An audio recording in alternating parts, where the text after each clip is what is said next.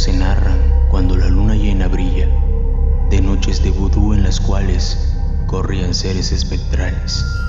Pero la figura más extraña entre los pinos era Kelly, el hechicero.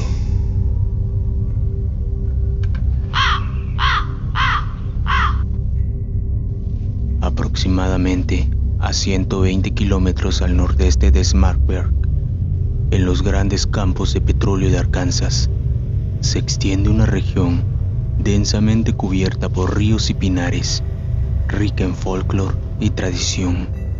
Aquí, a principios de la década de 1850, llegó una raza formida de pioneros de Escocia e Irlanda. Quisieron retroceder la frontera y construyeron casas en las enmarañadas tierras. Entre los muchos personajes pintorescos de esos primeros días, una figura sobresalía con viveza, aún destacando de la forma sombría contra el fondo de oscura leyenda y horrenda fábula, la figura siniestra de Kelly, el hechicero negro. Él era hijo de un hombre juju del Congo, susurraba la leyenda. Kelly, nacido esclavo, ejerció en su día el insondable poder entre los más oscuros de los pinares de Ouachita. De dónde vino no se sabe con exactitud. Llegó a la comarca poco después de la Guerra Civil, y el misterio lo acompañó en su venida, así como en todas sus acciones. Kelly trabajó poco con sus manos, y no se mezcló en exceso con sus allegados. Ellos fueron a él nunca fue a ellos. Su cabaña se alzaba en los ribazos de Tulip Creek, un oscuro y serpenteante arroyo que se enroscaba a lo largo de las profundas y colgantes sombras de los pinos. Y ahí Kelly vivió apartado en oscura y silenciosa majestad. Exhibía una elegante figura, quizás de 1,80 m de alto, poderosas espaldas, flexible como una gran pantera negra. Siempre vestía con una camisa de franela de intenso color rojo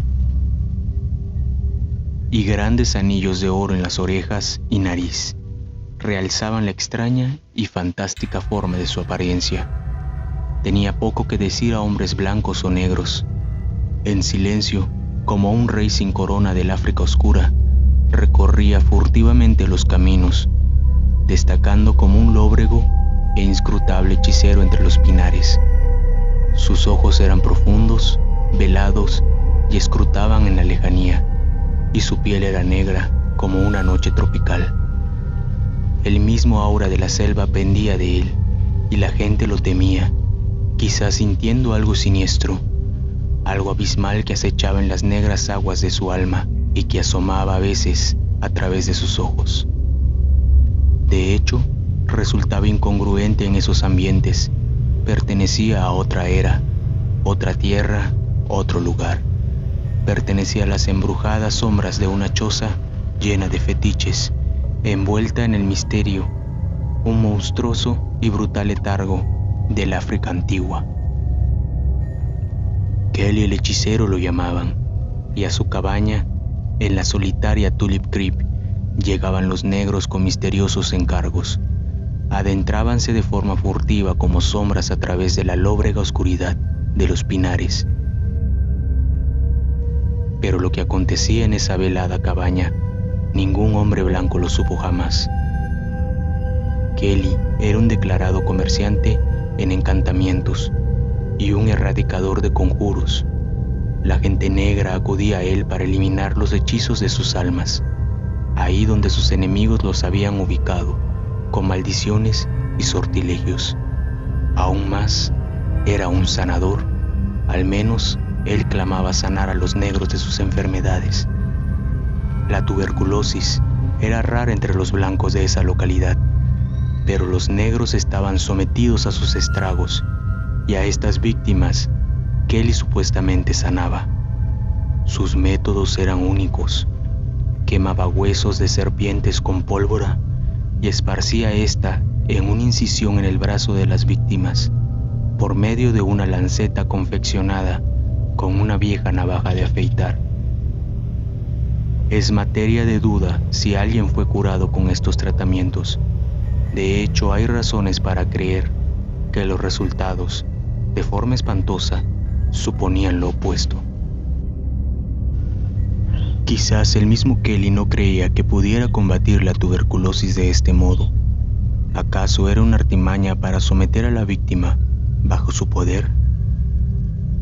No es sino una suposición, pero la gente primitiva tiene extrañas maneras de disponer bajo su influencia a sus seguidores.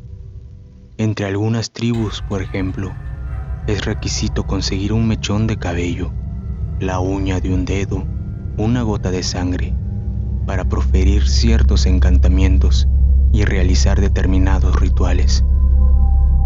Después, el hechicero usaba su mente y también atacaba la mente de la víctima, y a este último lo hallaba por completo bajo su control. Existe también una magia con la cual se modela una figura de arcilla de la víctima. Alfileres clavados en esta imagen provocan que el humano moldeado muera de agonía. Si se pone esta figura de arcilla en un arroyo, cuando el agua la disuelva, la víctima humana se marchitará. Todas estas cosas son verdades solemnes en la mente de un hechicero del vudú. Sea como fuere, Kelly empezó pronto a ejercer sus inusuales poderes sobre los negros de la localidad. Se convirtió en un erradicador de los conjuros. Fingía ser él mismo un artífice de hechizos. Los negros empezaron a volverse violentamente locos y los rumores fueron arrojados contra la puerta de Kelly. Si la causa de su locura era física o mental, nunca se supo, pero que sus mentes fueron atacadas por algo sobrenatural era más que evidente.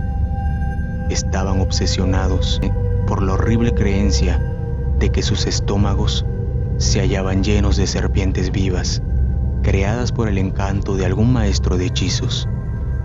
Y ya que no había ni un mago cerca, la sospecha recayó sobre Kelly. ¿Era hipnosis, alguna enfermedad incierta, o una droga enloquecedora, o tal vez la acción de puro miedo?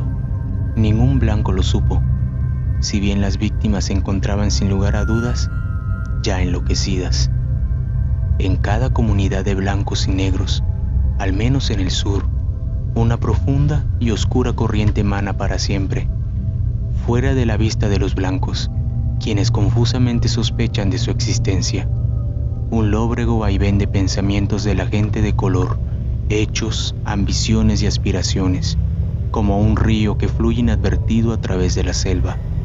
Ningún hombre blanco supo alguna vez por qué Kelly, si es que fue Kelly, volvió locos a las mujeres y hombres negros. ¿Cuál era el secreto del poder siniestro?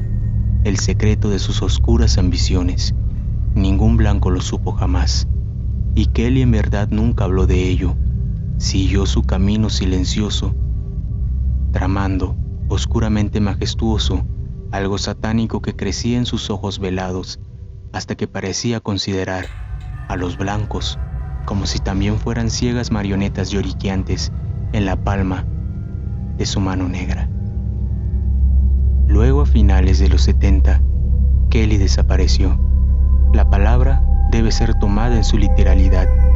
Su cabaña en Tulip Creek quedó vacía, la puerta combada y abierta sobre las bisagras de madera, y él nunca más fue visto, acechando como un fantasma sombrío entre los pinares. Quizás la gente de color lo supo, mas nunca habló. Llegó con el misterio, con misterio vivió, y con el misterio se fue, y ningún hombre supo el camino que tomó. Al menos, ningún hombre admitió jamás que lo supiera.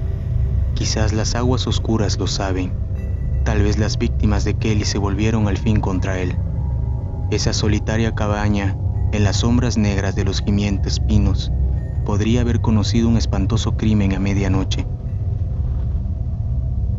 Las negras aguas de Tulip Creek podrían haber recibido una forma que salpicase pesada y húmedamente, hundiéndose en el silencio de sus aguas. O quizás el hechicero se fue para siempre, simplemente por la noche a su manera misteriosa, solo por sus propias razones, y en algún otro río prosiguió su carrera fantástica. Nadie lo sabe.